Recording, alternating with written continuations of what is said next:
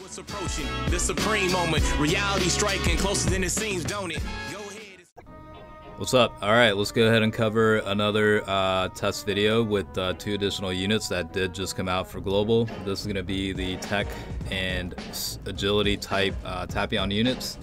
So I'll go ahead and get started with the stats overview. As always, definitely make sure to like the video. If you're new to the channel, go ahead and hit that subscribe button also. So we'll start out with the TEQ version. He does have the leader skill TEQ type +3 key, and then for super TEQ, HP attack and defense increase of 70%.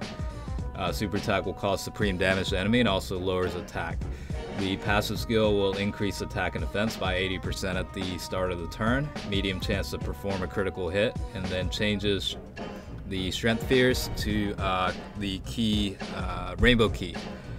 He does have the hero link skill, that's 20% increase to defense, experienced fighters, 10% to attack, courage will add +1 key, revival +2 key, brainiacs attack and defense increase to 10%, rival duo will increase attack by 10% and also reduces enemies defense by 15%, and also fierce battle that'll add 15% to attack as well. The agility version has the giant form category lead, +3 key, HP attack and defense increase of 150%, and also the ability to increase the max number of transforming into the giant form by 1 for all allies. So when you have a double lead with that setup, things tend to get kind of crazy. The super TEQ will cause immense damage to enemy and also lowers attack. Passive skill reduces damage received by 50%, and then increases attack by 150% and defense increase of 50% when HP is 50% or below, and also has the ability to transform into the Dokkan form once HP is also below 50%. Link skill is pretty similar. Brainiacs that'll add 10% to attack and defense. Hero will add 20% to defense. Experienced fighters, 10% increase to attack. Revival +2 key. Transform +2 key. Rival duo 10% increase to attack, and then enemies defense decrease by 15%. And also 15% increase to attack from fierce battle. This guy falls into 3 categories: giant form, which he is the category lead, and then Resurrected Warriors, and also movie bosses. So you did see a lot of footage in my videos recently with him on the movie bosses category, since I was going through the Family Kamehameha Extreme Z Awakening event. The TEQ side only falls into the Resurrected Warriors category. So obviously, you know, as you see now, the team, you know, for this video is the Resurrected Warrior team setup, and they're kind of separated right now, but as time progresses, I did link them up together and tried to keep the HP below 70% as much as I could, just to get Bardock's increase of 40% increase to attack. Obviously, I didn't want HP going below 50% as much as possible, because I really only want to showcase the Dokkan form occasionally. I didn't want that to happen every battle, because it's, you know, it takes a life of its own, really. So, but I will include footage of that as well. So these guys definitely do hit pretty well. They are different units in different ways. The TEQ unit has a built-in critical ability, so that's a very nice feature. I mean, it's a medium chance to get a critical, and then if you do put in work on the potential system where, you know, you give them additional levels toward critical, that'll also increase the chances even more. So yeah, I mean, in addition to that, he does have 80% increase to attack and defense, so he's got pretty much a balanced setup where he can attack very well with the criticals, and then he's also got the ability to defend pretty decent with the 80%. The agility version, on the other hand, he does have his own benefits too. It's more or less like the ability to tank is really what's beneficial about this guy. I mean, he does have the ability to reduce damage by 50% as long as the passive's active. The ability to get the attack up by 150% and also defense up by another 50%. It's a little bit limited because the HP has to be below 50%. So as you all know, with the new boss events and whatnot, that's a little bit of a risk and liability. So a little bit restricted there. But he does have the ability to transform, which actually is a pretty nice setup. I mean, it allows you to save HP and you know, conserve.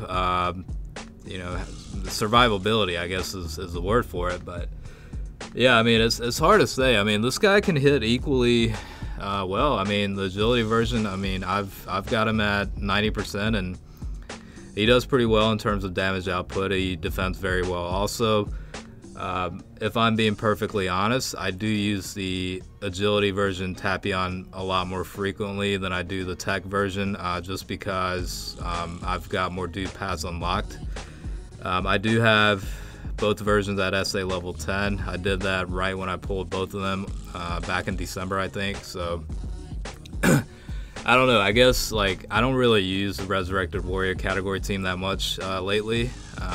So that's probably another reason as to why. And plus, within that category, there's a lot of other units that I prefer, I guess, is the best way to put it. But you know, both of these guys are very nice units, and you know, they can help your deck out quite a bit.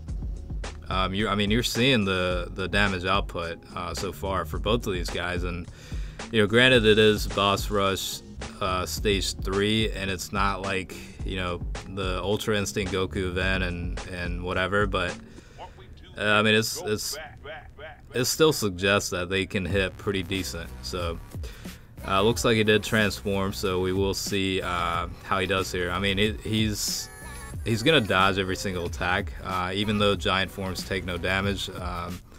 Somebody had commented before it has to do with the movie itself, where he's so fast that he dodges everything. And I mean, I guess, yeah, I agree. That's a nice touch. They're, you know, factoring in details to it. So the other thing about this guy is he does convert over to the extreme type once he transforms. So that's why he was kind of clutch with the Family Kamehameha Extreme Z Battle, because, you know, the movie bosses category team was the setup that I used, and also extreme types had a advantage in that event. So yeah, once he transformed, he was taking no damage, and he was putting out, you know, at least like 1.2 million in damage. So definitely a clutch MVP type candidate for that.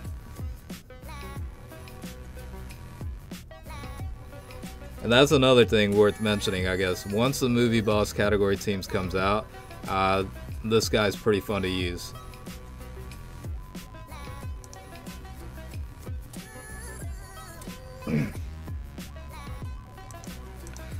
Also, it is worth noting that the TEQ version does have a farmable SA, which is the physical type Tapion that drops in the story event. So if you do pull the TEQ version, make sure to farm the SA instead of wasting Elder Kai's. Unfortunately for the agility version, since it is a giant form card, the SA isn't farmable. So unfortunately, if you want to get him to max SA, you'll have to feed him Elder Kai's for that one. But at least for the TEQ type, you can conserve and farm the SA. So make sure to do that if you do pull them. The drop rates weren't too bad, if I remember correctly, when I did it back in JP. It wasn't bad at all. I was able to do it in literally a couple hours. So definitely do that if you do end up pulling him. Alright, let's see how he does with Dokkan mode here.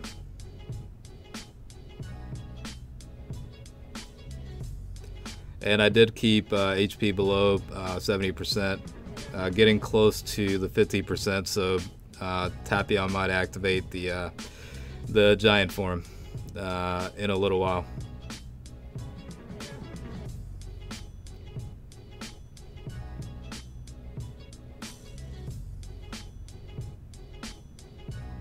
Alright, we'll just keep going and see how their damage output is. So far so good, and I did bring in units that provided passive boost toward their attacks. So this physical type Bardock does provide 20%. increase, and then provides some additional ki as well. And then the strength version obviously increases attack by 30%, so a lot of helpful units in this category too.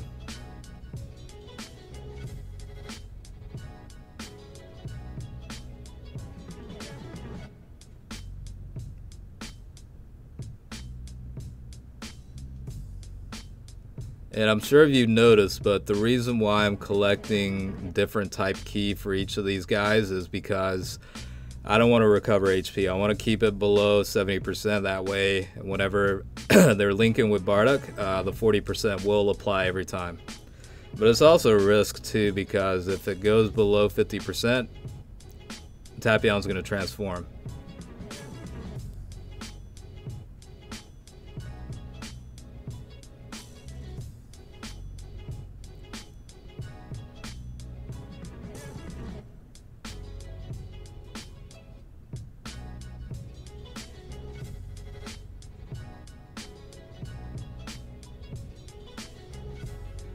Alright, so round 2 of Hirudegar, and he did transform again, so let's see how he does. And this is actually a good spot for that, because Kid Buu will super attack non-stop. So unless you use items, it's or Scylla's SA, he's going to just keep coming at you with super attacks.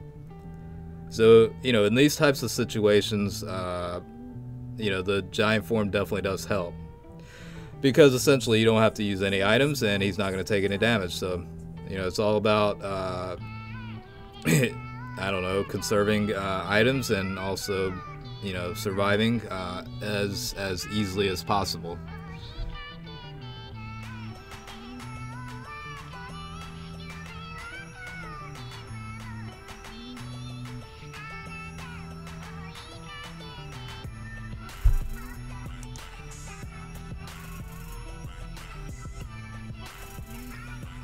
Alright, so I guess we're getting close to the end of Boss Rush 3, so hopefully you guys enjoyed this video with both the tech and agility version. Hopefully it gave you a better idea of how these units function and what their purposes are, and how you could potentially use them in your deck. So thanks for watching, and catch you guys later.